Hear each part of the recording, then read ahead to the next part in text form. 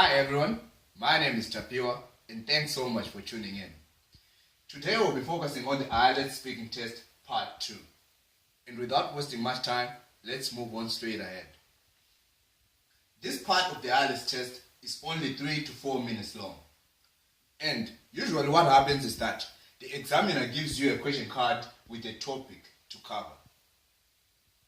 The topic includes points you can actually cover or include in your presentation as well. Afterwards, the examiner gives you 1 minute to prepare. And usually you're given a piece of paper and a pencil that you can use to jot down your points. After the preparation time, you're given 2 minutes to present without any interruption from the examiner. Then, after those 2 minutes, the examiner goes on to ask you 1 or 2 questions just to round up that section. Below, I've written a simple question that I actually encountered during one of the tests. And it reads, describe a book that you enjoyed reading. And below are the points you're actually given to cover. And they read, what the title of the book was, how you came across the book, what was it all about, and explain why you enjoyed reading this book. Then below, I've written an example of the rounding off questions. And they read, if you told other people about this book, would you read this book again if given the opportunity? Let's move on straight to the tips. And the first tip that I have for you is, please do not go into the exam with model answers. I know it's very important to practice before the exam, but if you go into the exam with model answer, the danger only comes when you don't find a question that matches with your model answer. It tends to make you panic, so please avoid doing so.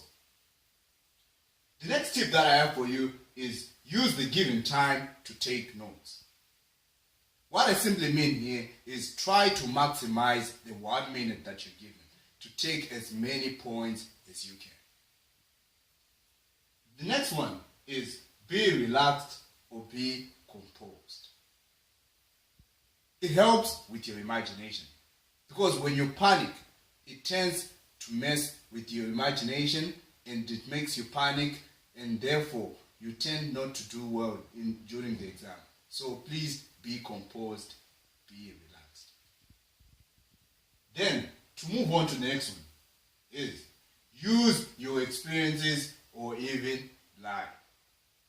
What I mean by this is try to capitalize on your personal experiences. But if it happens that you haven't experienced the thing yet, you can even lie. But please do not go off topic. The next one is take points in point form. What I mean by this is 1 minute is only a short space of time. So try by all means to put your notes in point form. That way you tend to take as many notes in a very short space of time. Then the next one is use points as your guide. Keep on referring to the notes or the paper because it helps you a lot during the presentation. Like 1, you won't overlook any point or forget any point. 2, you avoid repetition or you avoid repeating certain points. Then also you won't go off topic this way. The next tip that I have is signpost your presentation. What I mean by this is try to use words like firstly. That way it shows that you want to introduce something or it marks your introduction. Use words like next. That way it shows that you want to move on to the next point or you want to develop a point. So it shows that you're progressing with your presentation or maybe to the body or whatever. Then also use words like lastly. That way it indicates to the examiner that you are concluding. So it's very important that you signpost your presentation. It helps to give it good structure. Then, next is try to last the 2 minutes. It's very important that you try to speak throughout the 2 minutes because that's how you're judged. Your fluency during the 2 minutes. So try to speak as much as you can during the 2 minutes. Then, speak audibly. Remember, you will be recorded for this test. So try to speak as audibly or as clearly as you can. Then, lastly, do not worry if you make a mistake.